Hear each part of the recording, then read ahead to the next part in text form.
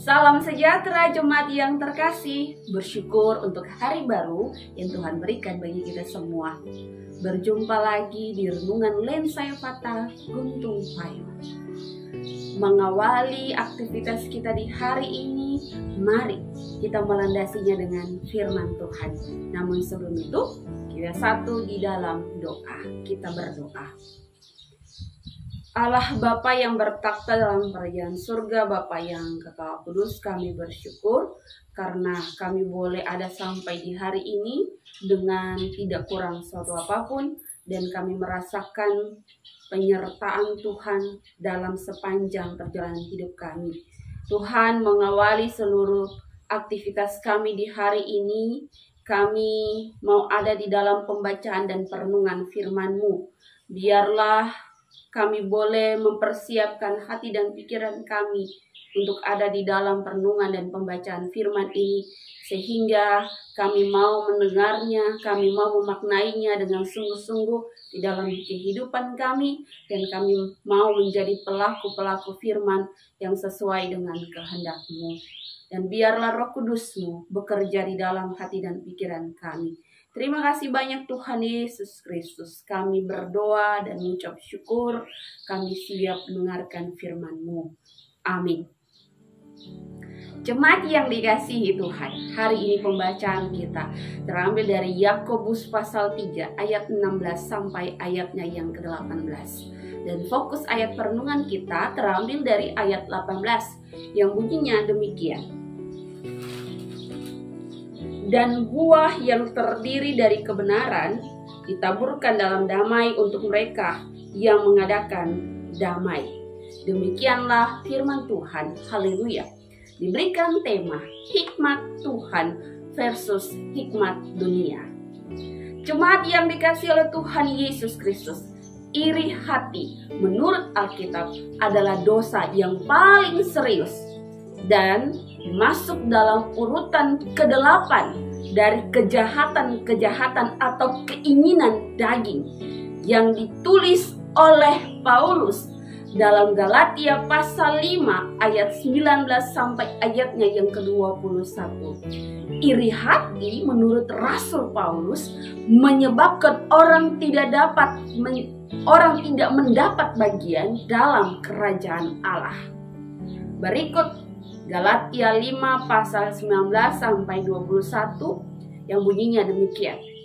Perbuatan daging telah nyata, yaitu percabulan, kecemaran, hawa nafsu, penyembahan berhala, sihir, perseteruan, perselisihan, iri hati, amarah, kepentingan diri sendiri, pencitraan, roh pemecah, kedengkian, kemabukan, pesta pora, dan sebagainya. Terhadap semuanya itu kuperingatkan kamu seperti telah kubuat dahulu, bahwa barang siapa melakukan hal-hal yang demikian, ia tidak mendapat bagian dalam kerajaan Allah. Dengan jelas dan tegas Paulus menyampaikan hal ini di dalam surat Galatia, dan kemudian Yakobus kembali menyatakan teguran ini dalam ayat bacaan kita saat ini. Hal ini memperlihatkan saudara-saudariku jemaat yang dikasihi Tuhan, bahwa iri hati merupakan dosa yang sangat serius. Untuk itu, iri hati bisa terjadi dan ada pada setiap orang. Ada pada pria dan wanita. Iri hati ada di setiap kelompok usia. Iri hati ada di setiap kalangan masyarakat dan di setiap kelompok-kelompok etnis. Menurut KBBI, iri hati adalah merasa kurang senang melihat kelebihan orang lain atau kecemburuan melihat kelebihan orang lain. Kalau dalam bahasa Yunani, iri hati adalah zelos, yang artinya benci, amarah, dan cemburu akan keberhasilan orang lain.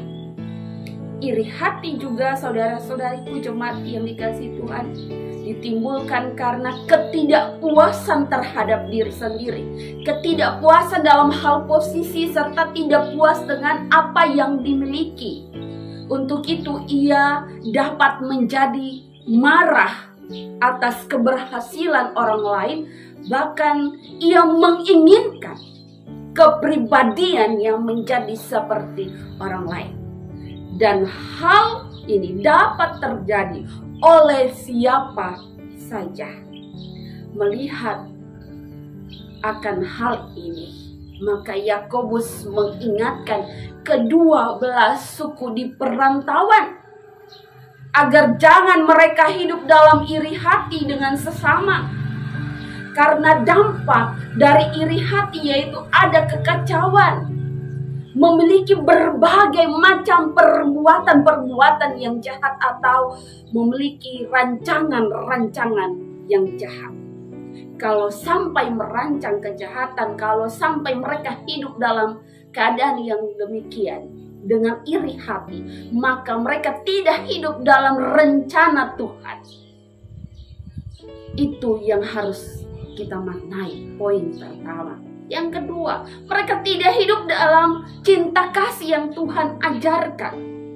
Lalu yang poin yang ketiga, mereka merasa bahwa rencana dirinya lebih baik daripada rencana Tuhan. Itulah dampak dari iri hati, yang pada akhirnya hanya mendatangkan dosa, hidup di dalam dosa. Untuk itu Yakobus dalam ayat 17 sampai 18 ia menegaskan bahwa jadilah pendamai, peramah, penurut, penuh belas kasih dan buah-buah yang baik, tidak memihak dan tidak munafik, dan buah yang terdiri dari kebenaran yang ditaburkan dalam damai untuk mereka yang mengadakan damai. Dengan dua ayat ini, saudara-saudariku jemaat yang dikasihi Tuhan, maka setiap jemaat Tuhan yang ada di perantauan, yang hidup dalam perantauan kedua belah suku ini, haruslah hidup dengan tidak iri hati. Haruslah mereka hidup dalam damai dengan sesama, yang juga mau hidup menyatakan damai itu, serta mereka hadir menciptakan damai itu sekalipun diperhadapkan dengan orang-orang yang penuh dengan iri hati dan dengki. Itulah hikmat yang berasal daripada Tuhan. Dengan hikmat yang berasal daripada Tuhan, mereka mau dituntun, dibimbing untuk hidup lebih baik lagi di dalam kebenaran, di dalam kebaikan akan Tuhan. Dengan demikian, saudara-saudariku, hikmat Tuhan mendatangkan kebaikan, sedangkan hikmat dunia mendatangkan kecelakaan. Untuk itu, saudara-saudari, mari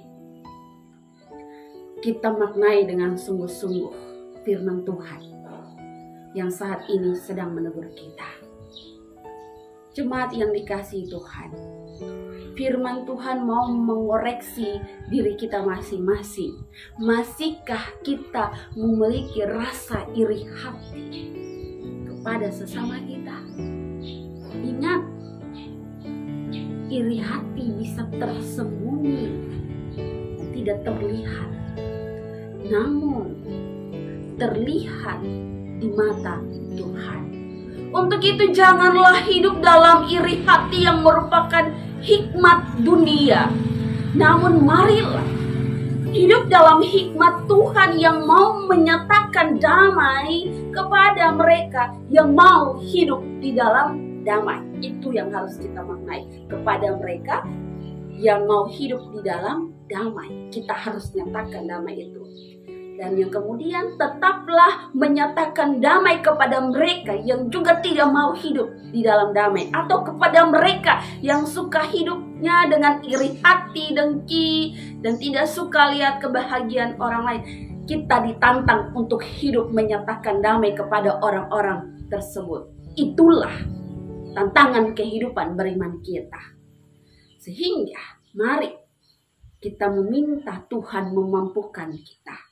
Kita meminta Yesus Kristus Allah Bapa kita memampukan kita semua. untuk hidup menyatakan damai sesuai dengan hikmat-Nya, sehingga kita mampu hadir menjadi anak-anak Tuhan yang menyatakan kebaikan dan kebenaran yang berasal daripada Tuhan. Biarlah renungan firman Tuhan kita di pagi hari ini mau menegur, mengingatkan seluruh aspek kehidupan kita untuk menjalani hari-hari hidup ini dengan penuh damai dengan sesama. Tuhan Yesus memberkati. Amin. Jemaat yang dikasihi Tuhan, mengakhiri renungan kita di pagi ini, mari kita menutupnya dengan doa. Pujian syukur kami naikkan di hadapan hadirat Bapa, karena kami boleh merenungkan firman di pagi ini. Biarlah kami boleh sungguh-sungguh memaknai firman ini, sehingga kami mau hadir menyatakan damai kepada sesama kami di dalam situasi dan kondisi apapun itu. Tantangan apapun yang kami alami, kami datang dengan sikap hati yang penuh damai. Tidak dengan iri hati, tidak dengan hal-hal yang tidak berkenan di hadapan Tuhan. Tapi buatlah kami Tuhan untuk hidup sesuai dengan perkataan firman-Mu di hari ini. Kami diingatkan, kami mau mengoreksi diri kami masing-masing, supaya kami boleh hidup tidak dengan kebencian, tidak dengan iri hati dan lain-lainnya. Tapi kami hadir untuk mendatangkan damai, sejahtera dan sukacita di dalam lingkup kehidupan kami dengan siapapun dan dimanapun kami berada. Terima kasih banyak Tuhan Yesus. Mari awalilah hari kami ini dengan kuasa kasih Tuhan Yesus Kristus yang akan menyertai kami semua. Terpujilah Tuhan. Haleluya. Amin.